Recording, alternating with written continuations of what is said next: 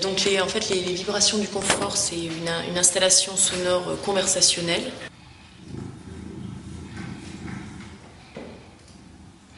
Donc le socle en fait est composé donc de plus de 150 chats. C'est de la porcelaine en fait de Limoges, c'est du biscuit que j'ai fait réaliser dans une manufacture là-bas, voilà.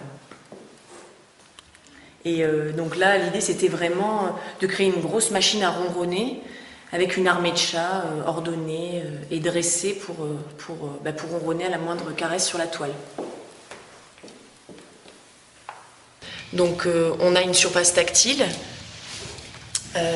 qui est à la manière d'un chat. On viendrait caresser cette toile et déclencher des ronronnements comme on caresserait un chat. Donc pour le réveiller, voilà, on a ce qu'on peut appeler un stop veille. Donc on vient déclencher, on le réveille. Donc là le système est à nouveau opérationnel. Voilà. Et là on peut venir maintenant commencer à rentrer en conversation.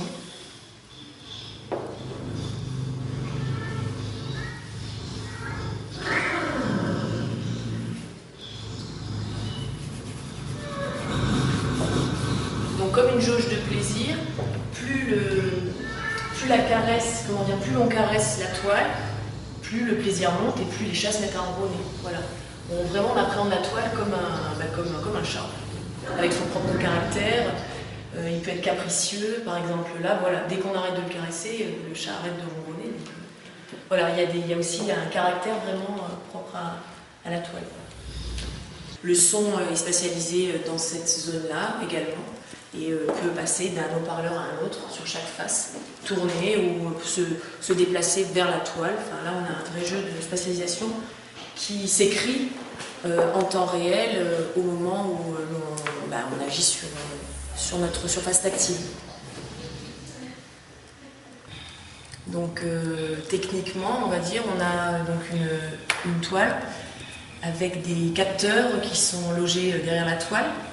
Ces capteurs détectent des frottements, des caresses du visiteur et retranscrit ça sous forme d'ondes. Ces ondes-là sont réinterprétées en direct par un logiciel Max MSP, qui est un logiciel qui gère la captation en temps réel. Voilà. Et après l'analyse de ces ondes émises par les capteurs, on va dire que le logiciel Max affecte à ces signaux des intentions ou des actions, comme par exemple l'action de déclencher un son, l'action de le modifier, l'action de le spatialiser aussi. Voilà, il y a plusieurs facteurs différents qui entrent en jeu, comme par exemple la durée de notre frottement. Ça interfère sur la diffusion des sons, mais aussi la force qu'on va mettre dans notre geste.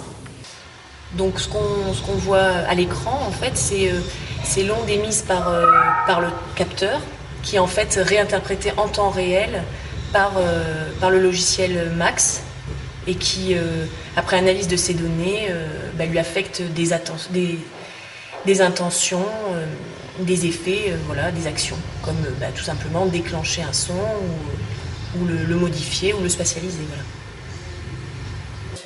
Tous les sons, j'ai fabriqué toutes les compositions sonores, je les ai réalisées et j'ai travaillé avec des chats, des vrais chats. J'ai fait des prises de son, j'ai eu un long travail de prise de son avec des chats. Voilà.